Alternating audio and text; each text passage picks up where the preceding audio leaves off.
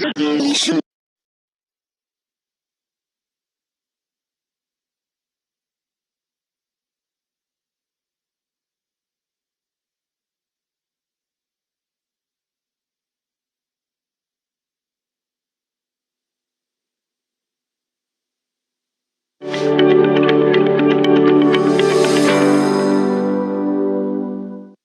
प्यारे देशवासियों, नमस्कार।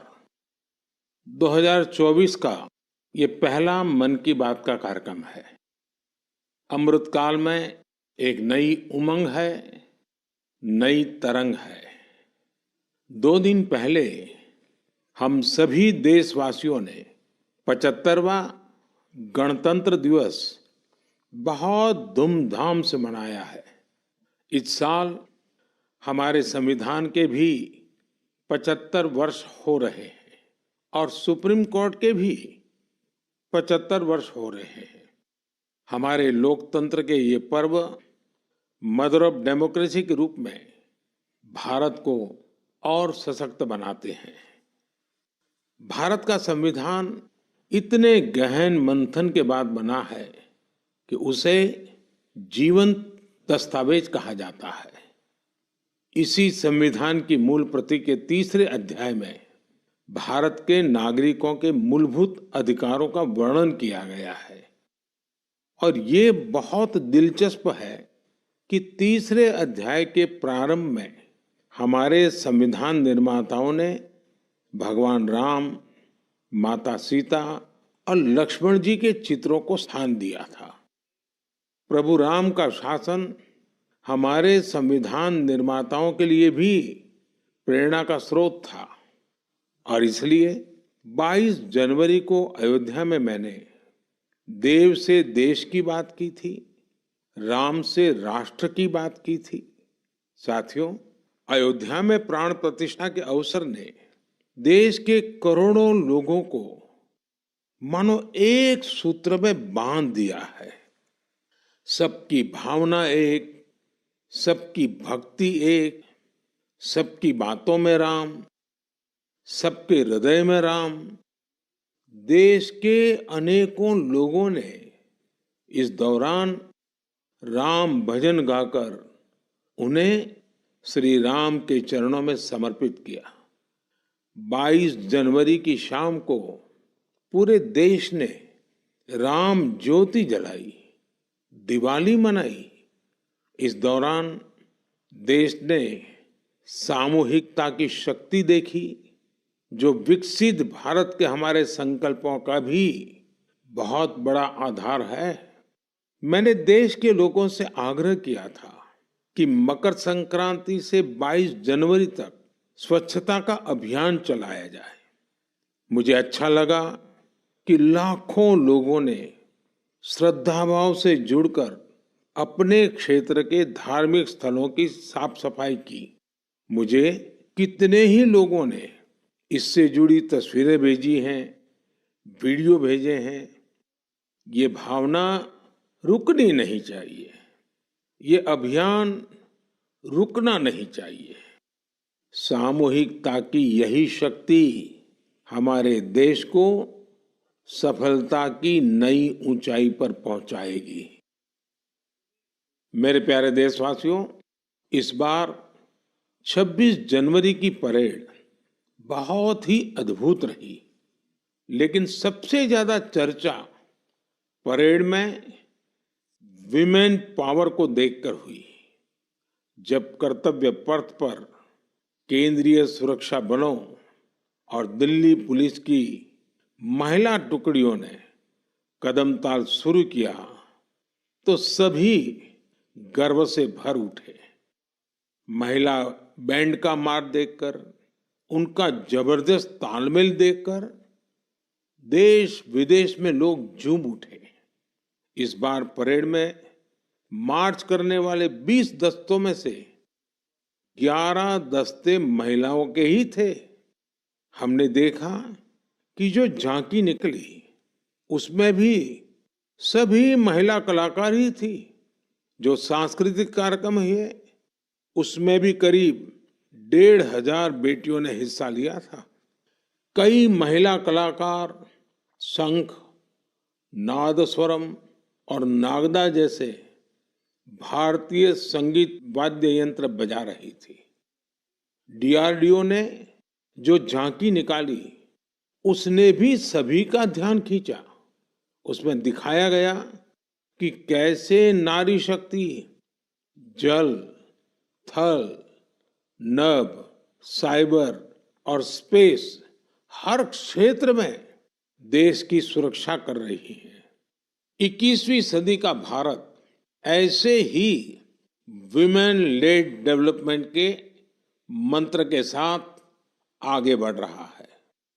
साथियों, आपने कुछ दिन पहले ही अर्जुन अवार्ड समारोह को भी देखा होगा।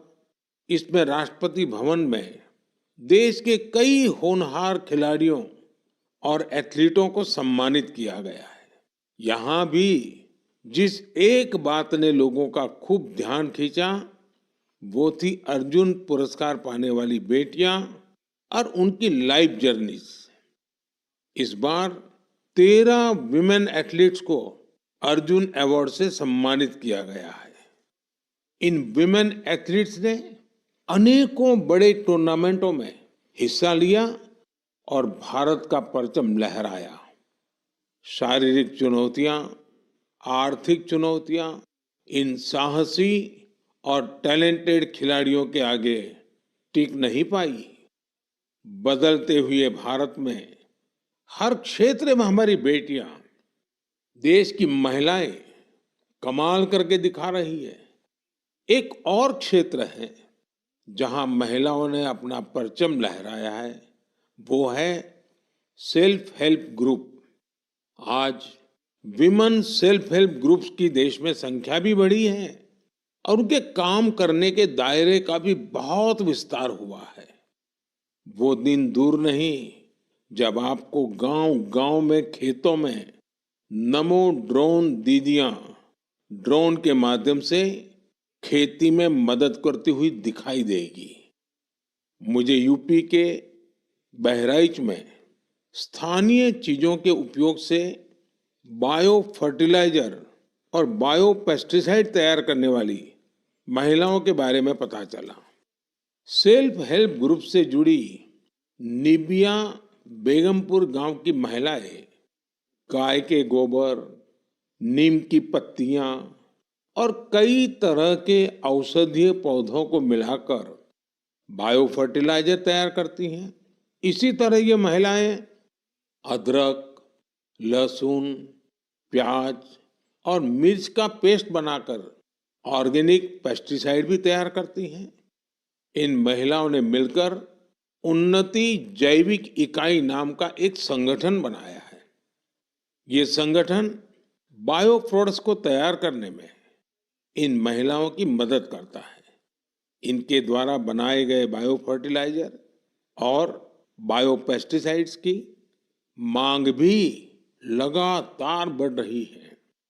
आज आसपास के गांवों के 6000 से ज्यादा किसान इनसे बायो प्रोडक्ट खरीद रहे हैं। इससे सेल्फ हेल्प ग्रुप से जुड़ी इन महिलाओं की आय बढ़ी है और उनकी आर्थिक स्थिति भी बेहतर हुई है। मेरे प्यारे देशवासियों, मन की बात में हम ऐसे देशवासियों के प्रयासों को सामने लाते हैं जो निस्वार्थ भावना के साथ समाज को, देश को सशक्त करने का काम कर रहे हैं। ऐसे में 3 दिन पहले जब देश ने पद्म पुरस्कारों का ऐलान किया है, तो मन की बात में ऐसे लोगों की चर्चा स्वाभाविक है। इस बार भी ऐसे अनेकों देशवासियों को पद्म सम्मान दिया गया है, जिन्होंने जमीन से जुड़कर समाज में बड़े-बड़े बदलाव लाने का काम किया है। इन इंस्पायरिंग लोगों की जीवन यात्रा के बारे में जानने को लेकर देश भर में बहुत उत्सुकता दिखी है। मीडिया की हेडलाइन से दूर, अखबारों के फ्रंट पेज से दूर, ये लोग बिना किसी लाइमलाइट के समाज सेवा में जुटे थे। हमें इन लोगों के बारे में पहले शायद ही कुछ देखने सुनने को मिला है।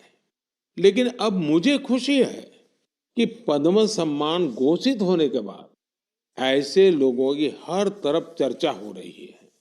लोग उनके बारे में ज्यादा से ज्यादा जानने के लिए उत्सुक है।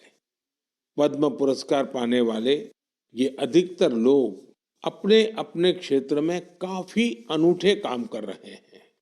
जैसे कोई एम्बुलेंस सर्विस मुहैया करवा रहा है, तो कोई बेसहारों के लिए सिर पर छत का इंतजाम कर रहा है। कुछ ऐसे भी हैं जो हजारों पेड़ लगाकर प्रकृति संरक्षण के प्रयासों में जुटे हैं। एक ऐसे भी हैं जिन्होंने चावल की 650 से अधिक किस्मों के संरक्षण का काम किया है। एक ऐसे भी हैं जो ड्रग्स और शराब की लत की रोकथाम के लिए समाज में जागरूकता फैला रहे हैं। कई लोग तो सेल्फ हेल्प ग्रुप, विशेषकर नारी शक्ति के अभियान से लोगों को जोड़ने में जुटे हैं। देशवासियों में इस बात को लेकर भी बहुत प्रसन्नता है कि सम्मान पाने वालों में 30 महिलाएं हैं। ये महिलाएं जमीनी स्तर पर अपने कार्यों से समाज और देश को आगे ले जा रही हैं। साथियों, पद्म सम्मान पाने वालों में हर किसी का योगदान देशवासियों को प्रेरित करने वाला है। इस बार सम्मान पाने वालों में बड़ी संख्या उन लोगों की है जो शास्त्रीय नृत्य, शास्त्रीय संगीत, लोक नृत्य, थिएटर और भजन की दुनिया में देश का नाम रोशन कर रहे हैं। प्राकृत, मालवी और लंबाड़ी भाषा में बहुत ही शानदार काम करने वालों को भी ये सम्मान दिया गया है। विदेश के भी कई लोगों को पद्म पुरस्कार से सम्मानित किया गया है, जिनके कार्यों से भारतीय संस्कृति और विरासत को नई ऊंचाई मिल रही है। इनमें फ्रांस, ताइवान, मैक्सिको और बांग्लादेश के नागरिक भी शामिल है। साथियों, मुझे इस बात की बहुत खुशी है कि पिछले एक दशक में पद्म सम्मान का सिस्टम पूरी तरह से बदल चुका है। अब ये पीपल्स पद्मा बन चुका है। पद्म सम्मान देने की व्यवस्था में कई बदलाव भी हुए हैं। अब इसमें लोगों के पास खुद को भी नॉमिनेट करने का मौका रहता है। यही वजह है कि इस बार 2014 की तुलना में 28 गुना ज्यादा नॉमिनेशंस प्राप्त हुए हैं। इससे पता चलता है कि पद्म सम्मान की प्रतिष्ठा, उसकी विश्वसनीयता, उसके प्रति सम्मान हर वर्ष बढ़ता जा रहा है। मैं पद्म सम्मान पाने वाले सभी लोगों को फिर अपनी शुभकामनाएं देता हूं। मेरे प्यारे देशवासियों, कहते हैं हर जीवन का एक लक्ष्य होता है। हर कोई एक लक्ष्य को पूरा करने के लिए ही जन्म लेता है। इसके लिए लोग पूरी निष्ठा से अपने कर्तव्यों का पालन करते हैं। हमने देखा है कि कोई समाज सेवा के माध्यम से, कोई सेना में भर्ती होकर, कोई अगली पीढ़ी को पढ़ाकर अपने कर्तव्यों का पालन करता है।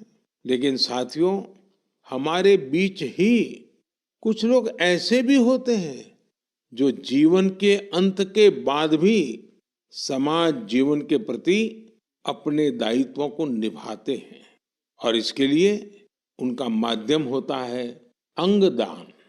हाल के वर्षों में देश में 1000 से अधिक लोग ऐसे रहे हैं जिन्होंने अपनी मृत्यु के बाद अपने अंगों का दान कर दिया।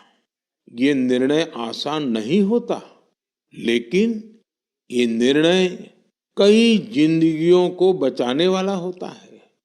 मैं उन परिवारों की भी सराहना करूंगा जिन्होंने अपने करीबियों की आखिरी इच्छा का सम्मान किया। आज देश में बहुत से संगठन भी इस दिशा में बहुत प्रेरक प्रयास कर रहे हैं। कुछ संगठन लोगों को अंगदान के लिए जागरूक कर रहे हैं। कुछ संस्थाएं अंगदान करने के इच्छुक लोगों का रजिस्ट्रेशन कराने में मदद कर रही हैं। ऐसे प्रयासों से देश में ऑर्गन डोनेशन के प्रति सकारात्मक माहौल बन रहा है और लोगों की जिंदगियां भी बच रही है। मेरे प्यारे देशवासियों, अब मैं आपसे भारत की एक ऐसी उपलब्धि साझा कर रहा हूं जिससे मरीजों का जीवन आसान बनेगा, उनकी परेशानी कुछ कम होगी। आप में से कई लोग होंगे जिन्हें इलाज के लिए आयुर्वेद, सिद्ध या यूनानी की चिकित्सा पद्धति से मदद मिलती है, लेकिन इनके मरीजों को तब समस्या होती है जब वो इसी पद्धति के किसी दूसरे डॉक्टर के पास जाते हैं। इन चिकित्सा पद्धतियों में बीमारी के नाम, इलाज और दवाइयों के लिए एक जैसी भाषा का इस्तेमाल नहीं होता है। हर चिकित्सक अपने तरीके से बीमारी का नाम और इलाज के तौर तरीके लिखता है। इससे दूसरे चिकित्सक के लिए समझ पाना कई बार बहुत मुश्किल हो जाता है। दशकों से चली आ रही इस समस्या का भी अब समाधान खोज लिया गया है। मुझे ये बताते हुए खुशी हो रही है कि आयुष मंत्रालय ने आयुर्वेद, सिद्ध और यूनानी चिकित्सा से जुड़े डेटा और शब्दावली का वर्गीकरण किया है। इसमें विश्व स्वास्थ्य संगठन ने भी मदद की है। दोनों के प्रयासों से आयुर्वेद, यूनानी और सिद्ध चिकित्सा में बीमारी और इलाज के जुड़ी शब्दावली की कोडिंग कर दी गई है। इस कोडिंग की मदद से अब सभी डॉक्टर प्रिस्क्रिप्शन या अपनी पर्ची पर एक जैसी भाषा लिखेंगे। इसका एक फायदा ये होगा कि अगर आप वो पर्ची लेकर दूसरे डॉक्टर के पास जाएंगे तो डॉक्टर को इसकी पूरी जानकारी उस पर्ची से ही मिल जाएगी। आपकी बीमारी, इलाज, कौन कौन सी दवाएं चली हैं, कब से इलाज चल रहा है, आपको किन चीजों से एलर्जी है, ये सब जानने में उस पर्ची से मदद मिलेगी। इसका एक और फायदा उन लोगों को होगा जो रिसर्च के काम से जुड़े हैं। दूसरे देशों के वैज्ञानिकों को भी बीमारी, दवाएं और उसके प्रभाव की पूरी जानकारी मिल जाएगी। रिसर्च बढ़ने और कई वैज्ञानिकों के साथ साथ जुड़ने से ये चिकित्सा पद्धति और बेहतर परिणाम देंगे और लोगों का इनके प्रति झुकाव बढ़ेगा। मुझे विश्वास है इन आयुष पद्धतियों से जुड़े हमारे चिकित्सक इस कोडिंग को जल्द से जल्द अपनाएंगे। मेरे साथियों, जब आयुष चिकित्सा पद्धति की बात कर रहा हूं तो मेरी आंखों के सामने यानुंग जामोह लोगों की भी तस्वीर आ रही है। श्रुति यानुंग अरुणाचल प्रदेश की रहने वाली हैं और हर्बल औषधीय विशेषज्ञ हैं। इन्होंने आदि जनजाति की पारंपरिक चिकित्सा प्रणाली को पुनर्जीवित करने के लिए काफी काम किया है। इस योगदान के लिए उन्हें इस बार पद्म सम्मान भी दिया गया है। इसी तरह इस बार छत्तीसगढ़ के हेमचंद मांझी, उनको भी पद्म सम्मान मिला है। वैद्यराज हेमचंद मांझी भी आयुष चिकित्सा पद्धति की मदद से लोगों का इलाज करते हैं। छत्तीसगढ़ के नारायणपुर में गरीब मरीजों की सेवा करते हुए उन्हें 5 दशक से ज्यादा का समय हो रहा है। हमारे देश में आयुर्वेद और हर्बल मेडिसिन का जो खजाना छिपा है, उसके संरक्षक में श्रुति यानुंग और हेमचंद जी जैसे लोगों की बहुत बड़ी भूमिका है। मेरे प्यारे देशवासियों, मन की बात के जरिए हमारा और आपका जो रिश्ता बना है वो 1 दशक पुराना हो चुका है। सोशल मीडिया और इंटरनेट के इस दौर में भी रेडियो पूरे देश को जोड़ने का एक सशक्त माध्यम है। रेडियो की ताकत कितना बदलाव ला सकती है, इसकी एक अनूठी मिसाल छत्तीसगढ़ में देखने को मिल रही है। बीते करीब 7 वर्षों से यहाँ रेडियो पर एक लोकप्रिय कार्यक्रम का प्रसारण हो रहा है जिसका नाम है हमर हाथी हमर गोठ। नाम सुनकर आपको लग सकता है कि रेडियो और हाथी का भला क्या कनेक्शन हो सकता है, लेकिन यही तो रेडियो की खूबी है। छत्तीसगढ़ में आकाशवाणी के 4 केंद्रों अंबिकापुर, रायपुर, बिलासपुर और रायगढ़ से हर शाम इस कार्यक्रम का प्रसारण होता है। और आपको जानकर हैरानी होगी कि छत्तीसगढ़ के जंगल और उसके आसपास के इलाके में रहने वाले बड़े ध्यान से इस कार्यक्रम को सुनते हैं। हमर हाथी हमर गोठ कार्यक्रम में बताया जाता है कि हाथियों का झुंड जंगल के किस इलाके से गुजर रहा है। ये जानकारी यहाँ के लोगों के बहुत काम आती है। लोगों को जैसे ही रेडियो से हाथियों के झुंड के आने की जानकारी मिलती है, वो सावधान हो जाते हैं। जिन रास्तों से हाथी गुजरते हैं, उधर जाने का खतरा टल जाता है।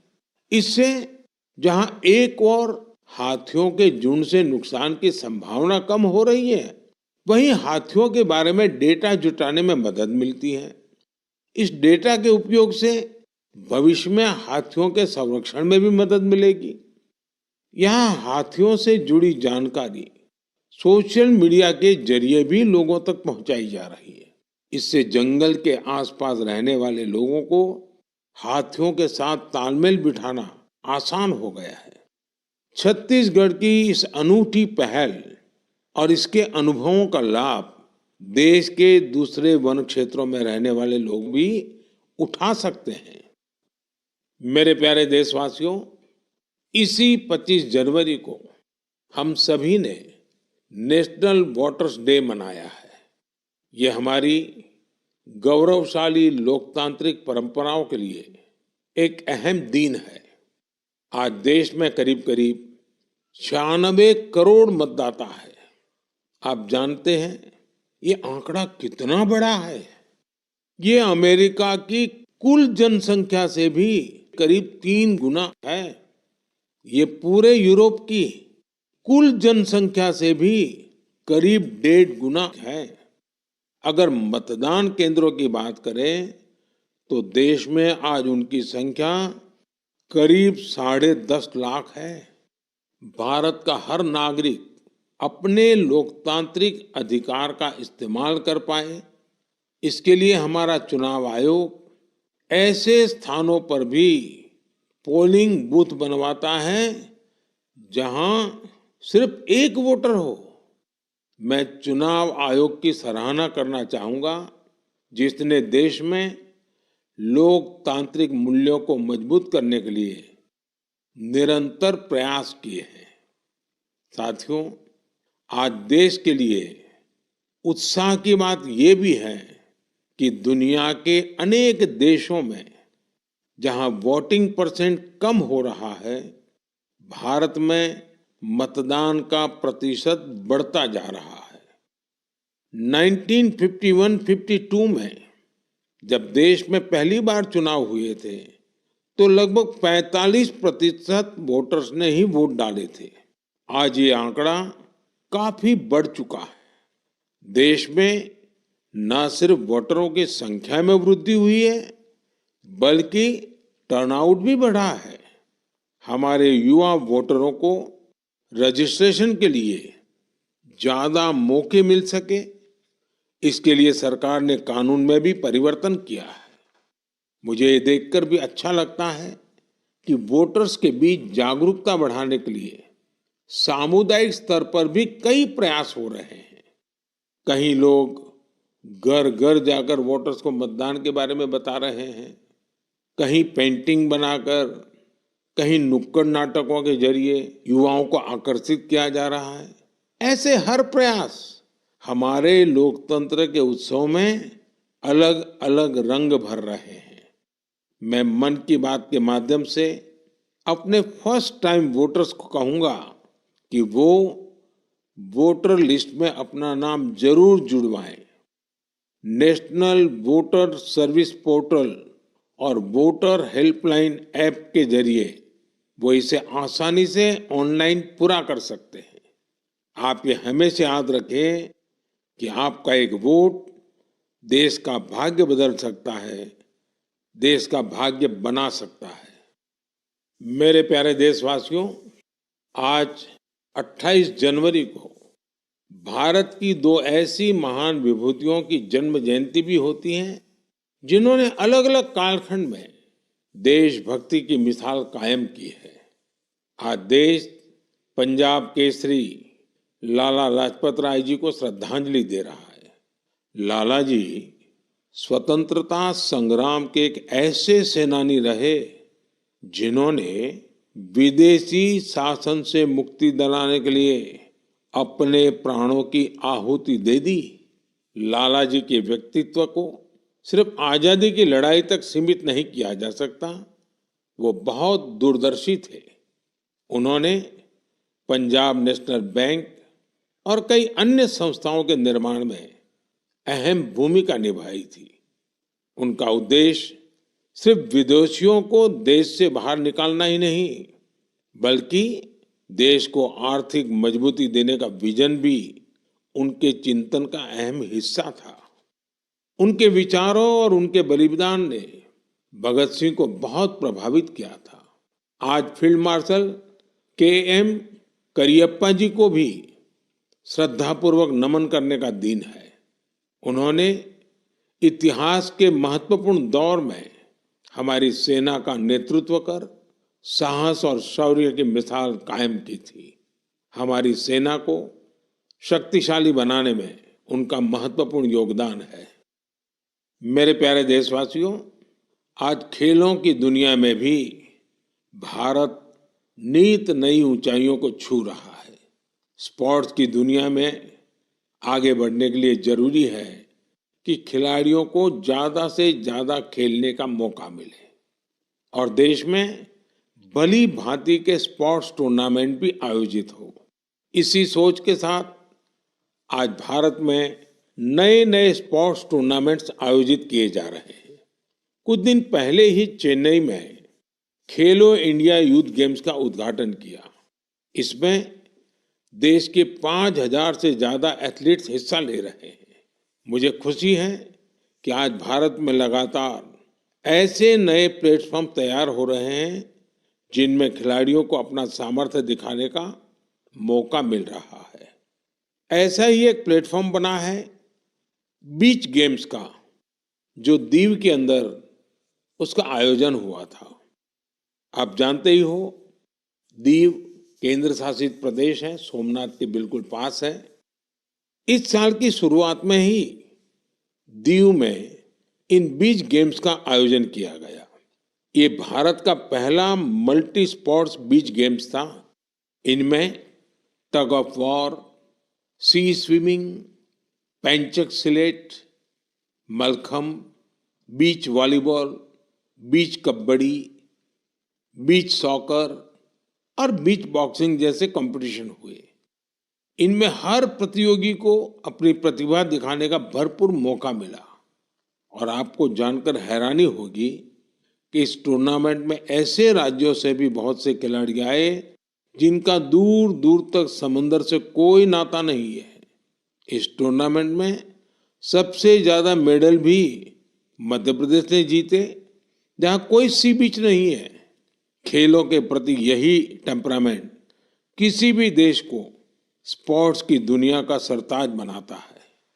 मेरे प्यारे देशवासियों, मन की बात में इस बार मेरे साथ इतना ही। फरवरी में आपसे फिर एक बार बात होगी। देश के लोगों के सामूहिक प्रयासों से, व्यक्तिगत प्रयासों से कैसे देश आगे बढ़ रहा है, इसी पर हमारा फोकस होगा। साथियों, कल 29 तारीख को सुबह 11 बजे हम परीक्षा पे चर्चा भी करेंगे। परीक्षा पे चर्चा का ये 7वां संस्करण होगा। एक ऐसा कार्यक्रम है जिसका मैं हमेशा इंतजार करता हूँ। इससे मुझे स्टूडेंट्स के साथ बातचीत करने का मौका मिलता है और मैं उनके परीक्षा संबंधी तनाव को कम करने का भी प्रयास करता हूँ। पिछले 7 वर्षों में परीक्षा पे चर्चा शिक्षा और परीक्षा से संबंधित कई मुद्दों पर बातचीत करने का एक बहुत अच्छा माध्यम बनकर उभरा है। मुझे खुशी है कि इस बार 2.25 करोड़ से अधिक विद्यार्थियों ने इसके लिए रजिस्ट्रेशन कराया है और अपने इनपुट भी दिए हैं। मैं आपको बता दूं कि जब हमने पहली बार 2018 में ये कार्यक्रम शुरू किया था तो यह संख्या केवल 22,000 थी। स्टूडेंट्स को प्रेरित करने के लिए और परीक्षा के तनाव के बारे में जागरूकता फैलाने के लिए बहुत से अभिनव प्रयास भी किए गए हैं। मैं आप सभी से, विशेषकर युवाओं से, विद्यार्थियों से आग्रह करूंगा कि वे कल रिकॉर्ड संख्या में शामिल हो। मुझे भी आपसे बात करके बहुत अच्छा लगेगा। इन्हीं शब्दों के साथ मैं मन की बात के इस एपिसोड में आपसे विदा लेता हूं। जल्द ही फिर मिलेंगे। धन्यवाद।